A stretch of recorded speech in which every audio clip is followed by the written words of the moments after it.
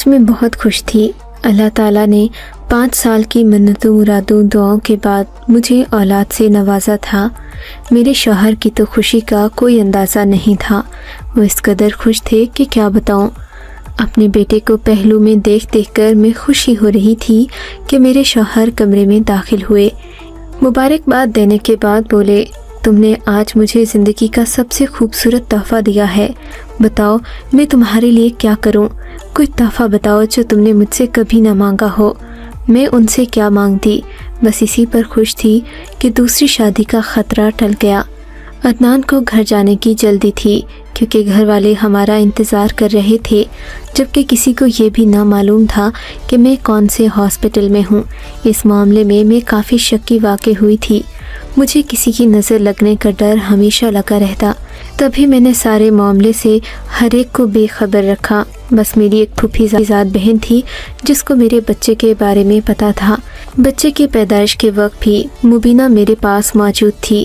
وہ بہت خوش تھی کہ میرا گھر آباد ہو گیا۔ خیر شام کے 6 بجے تھے۔ عدنان گاڑی لے کر آ گئے۔ مبینہ اور عدنان مل کر مجھے گاڑی تک لائے۔ نومولود بچہ میری گود میں ہی تھا۔ گاڑی میں بیٹھنے کے بعد مجھے عجیب سی گھبراہٹ ہونے لگی۔ میں نے مبینہ سے کہا تو بولی، آپ کو میں فریش جوس لا کر دیتی ہوں، آپ کی طبیعت سنبھل جائے گی۔ یہ کہہ کر مبینہ گاڑی سے اتر گئی، جبکہ عدنان پہلے سے ہی گاڑی سے باہر تھے۔ مبینہ نے عدنان سے کہا کہ چل کر جوس لاتے ہیں۔ یہ دونوں گاڑی سے دور چلے گئے۔ اتنے میں میری نظر باہر پڑی۔ سڑک کے کنارے ایک عورت کھڑی تھی۔ اس نے کالے رنگ کی چادر اوڑھ رکھی تھی۔ اسے دیکھتے ہی مجھے یوں لگا جیسے میں اسے پہلے دیکھ چکی ہوں، مگر یاد نہیں آ رہا تھا کہ اس عورت کو میں نے کہاں دیکھا۔ اس وقت میں ڈرائیور کے ساتھ اکیلی ٹیکسی میں بیٹھی تھی۔ 2 منٹ گزر گئے تھے۔ مبینہ اور عدنان ابھی تک نہیں آئے تھے۔ مجھے عجیب سا ڈر لگنے لگا، حالانکہ ایسی کوئی بات نہیں تھی۔ بھرے بازار میں ٹیکسی کھڑی تھی، لیکن شاید ٹیکسی کا ڈرائیور ایسے حلیے میں تھا کہ مجھے خامخواہ ہی اس سے ڈر لگنے لگا۔ میں نے اشارہ کیا۔ وہ عورت جو مجھے ہی دیکھ رہی تھی، دیکھتے ہی دیکھتے میرے پاس آ کر گاڑی کے ساتھ کھڑی ہو گئی۔ بولو بیٹا، کیا بات ہے؟ اس نے شفقت سے کہا۔ کچھ نہیں، میں کہہ رہی تھی کہ آپ تھوڑی دیر یوں ہی میرے پاس رک جائیں، مجھے گھبراہٹ ہو رہی ہے۔ میری طبیعت واقعی خراب ہو رہی تھی۔ تب اس عورت نے بے تکلفی کا مظاہرہ کیا اور گاڑی کا پچھلا دروازہ کھول کر میرے ساتھ بیٹھ گئی۔ اس کے گاڑی میں بیٹھتے ہی میری تنہائی کا احساس دور ہو گیا۔ تب وہ باتوں میں مجھ سے پوچھنے لگی۔ میں نے اسے بتایا کہ میرا بیٹا 5 سال کے بعد پیدا ہوا ہے اور ہم گھر والے بہت خوش ہیں۔ عدنان اور مبینہ کو گئے کافی دیر ہو گئی تھی۔ میں بار بار باہر دیکھتی اور انہیں آواز دیتی، مگر وہ کہیں نظر نہیں آ رہے تھے۔ میرا گاڑی سے اٹھ کر باہر جانا صحیح نہیں تھا۔ میری پریشانی دیکھ کر اس عورت نے وجہ پوچھی تو میں نے اسے صاف بتا دیا کہ میرا شوہر اور پھوپھی زاد بہن میرے لیے جوس دینے گئے ہیں، کافی دیر ہو گئی ہے، ابھی تک نہیں آئے۔ میری بات سن کر وہ مجھے تسلیاں دینے لگی۔ بولی، یہاں آس پاس کی دکانوں پر تازہ جوس نہیں ملتا، لگتا ہے کہ وہ تمہارے لیے جوس بنوانے اس پار گئے ہیں۔ عورت نے سڑک کی دوسری طرف اشارہ کرتے ہوئے کہا۔ وہ کافی دور جگہ تھی۔ خیر، اب میں اس عورت سے باتیں کرنے لگی۔ باتوں میں اس نے مجھے کافی ڈرا دیا۔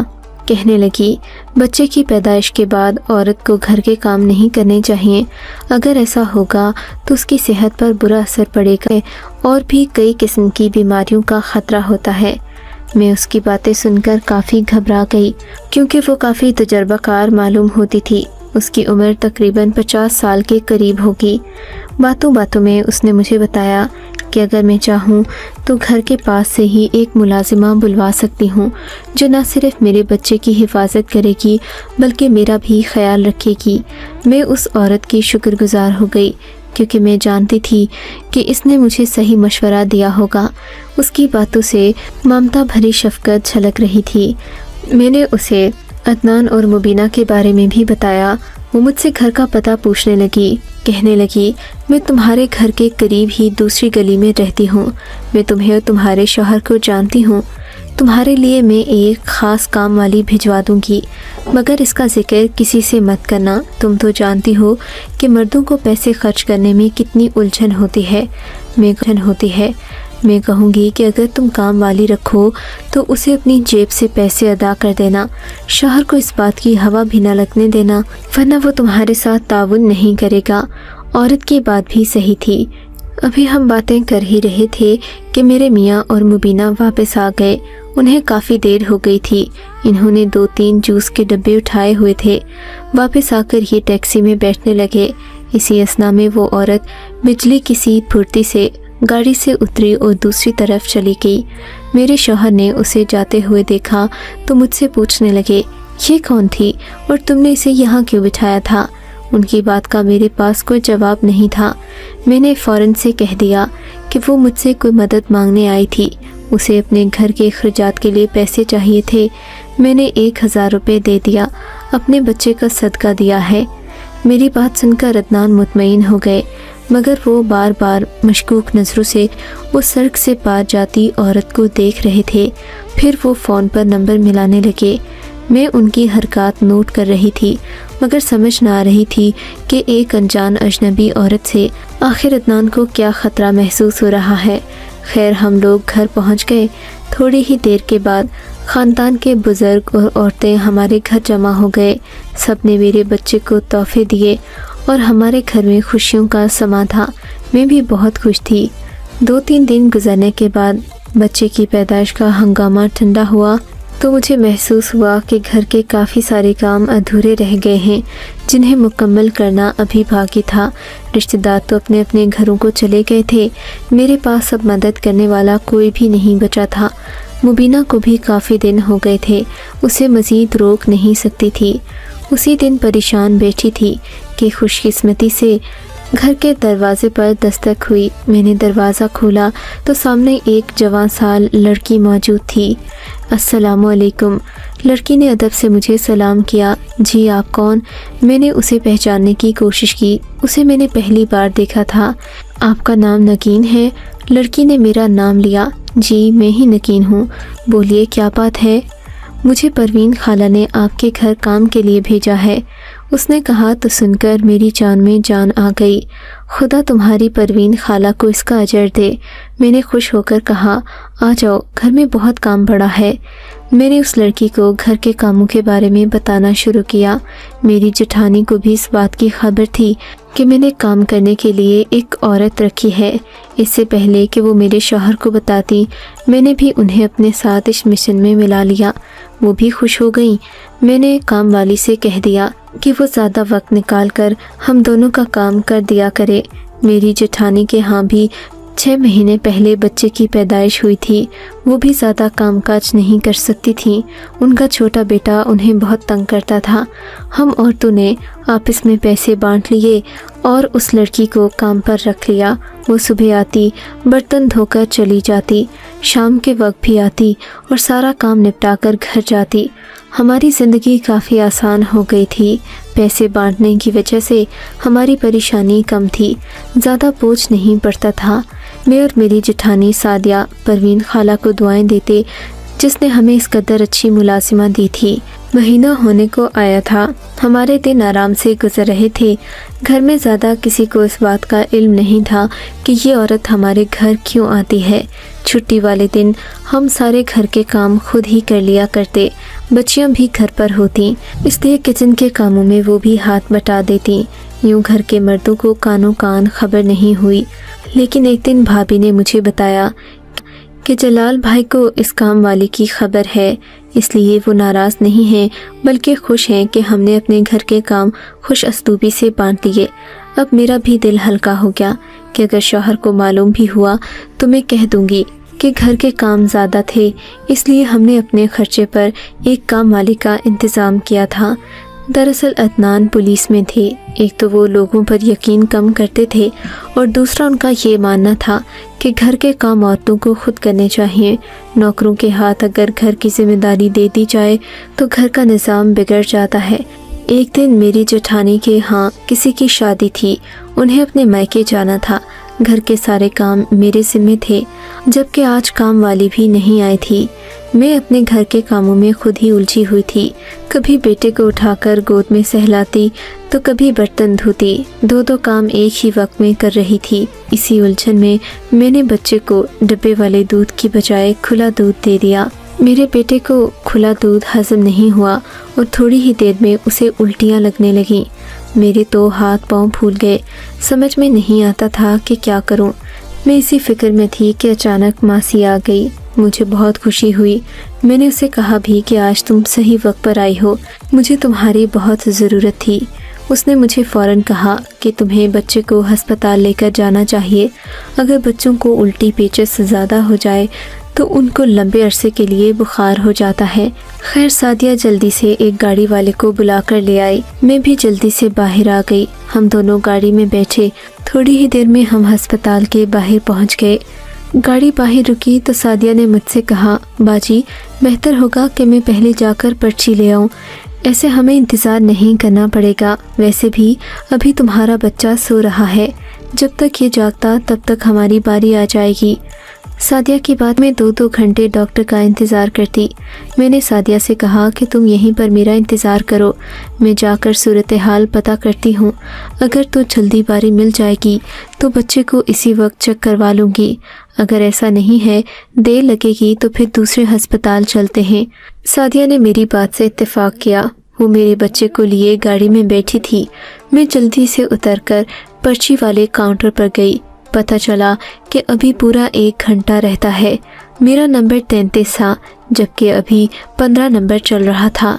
मैं जानती थी कि यहाँ देर लगेगी। वापस गाड़ी के लिए पार्किंग में आई तो ये देखकर मेरे हाथ पांव फूल गए कि वो गाड़ी कहीं नज़र नहीं आ रही थी। या खुदाया, ये सादिया कहाँ चली गई। मैंने इधर उधर उस गाड़ी वाले को बहुत ढूंढा, मगर सादिया कहीं पर भी नज़र नहीं आई। अब तो परेशानी के मारे मेरे हाथ पांव फूलने लगे। मैंने घूम फिर कर हर जगह देख लिया।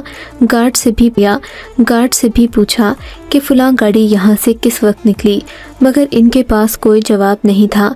बल्कि वो तो ये कह रहे थे कि हज़ारों गाड़ियाँ आती हैं और जाती हैं, हम हर गाड़ी के बारे में याद नहीं रख सकते। उनकी बात भी सही थी। जब मुझे मुकम्मल यकीन हो गया कि अब सादिया कहीं नहीं मिलेगी तो मैंने अपने शौहर को फ़ोन किया। अदनान अभी तक थाने में थे। मेरी बात सुनकर वो फ़ौरन हॉस्पिटल आए। आते ही मुझ पर बरस पड़े। मैंने डरते डरते बताया कि 3 महीने पहले एक काम वाली रखी थी, जिसे आपने भी 1-2 बार देखा होगा। आज मैं उसके साथ बच्चे को लेकर अस्पताल आई तो वो मेरा बच्चा लेकर न जाने कहाँ चली गई। रो रो कर मेरा बुरा हाल था। अदनान को मेरे रोने पर और गुस्सा आ रहा था। हम दोनों की हालत ऐसी थी कि काटो तो बदन में लहू नहीं। इस कदर मजबूत असाब के मालिक होने के बावजूद भी अदनान की परेशानी का अंदाज़ा मैं बखूबी लगा सकती थी। मगर अब क्या हो सकता था। मैंने अपने बच्चे को अपनी लापरवाही के बाइस खो दिया था। अदनान ने मुझे गाड़ी में बिठाया और मुझे घर छोड़कर खुद बाहर निकल गए। जलाल भाई भी इन दिनों पुलिस में ही काम करते थे। जब उनको इत्तला मिली तो वो भी अपना सर पकड़कर रह गए। भाभी भी घर आ चुकी थी। मैंने इन्हें सारा मुआवजा सुनाया तो कानों को हाथ लगाने लगी। बोली, खुदा जाने आजकल कैसे कैसे धोखेबाज लोग आ गए हैं। लोगों को खुदा का खौफ ज़रा नहीं। हमें तो परवीन और उसकी दी हुई लड़की पर ज़रा भी शक नहीं था कि वो इस किस्म की निकलेगी। किस कदर मासूम लगती थी। परवीन का नाम सुनकर जलाल भाई चौंक गए। क्या कहा, ये परवीन नामी औरत को तुम लोग जानते हो? जलाल भाई ने हैरानगी से पूछा। जी जलाल भाई, परवीन ही ने तो सादिया को हमारे घर काम करने के लिए भेजा था। मैंने रोते हुए बताया। वो तुम्हें कहाँ मिली थी? जलाल भाई के सवाल के जवाब में मैंने उन्हें सारी रुदात सुना दी कि कैसे मुझे परवीन अस्पताल के बाहर मिली और फिर मैं उसे घर तक ले आई। मेरी बात सुनकर जलाल भाई ने सर पीट लिया। खुदा की बंदी, तुम्हें किसने कहा था कि एक अनजान औरत को घर में कामकाज के लिए रख लो? तुम्हारा शौहर और तुम्हारा जेठ पुलिस में है, मगर तुम्हें अभी तक इस बात की समझ नहीं आई कि लोगों के क्या क्या रंग होते हैं। और तुम, इन्होंने भाभी की तरफ देखते हुए गुस्से से कहा, क्या तुमने भी इसे नहीं रोका? ये पागल है, तो क्या तुमने भी इसे नहीं रोका? जलाल भाई की डांट सुनकर अब मुझे एहसास हो रहा था कि मैंने कितनी बड़ी गलती कर दी, मगर वो बार बार एक ही बात पर जोर दे रहे थे कि परवीन का हुलिया और उसका पता याद करो, वो कहाँ रहती थी और कहाँ से मिली थी। खैर, जब मैंने उन्हें तफसील से बताया तो जलाल भाई सोच में पड़ गए।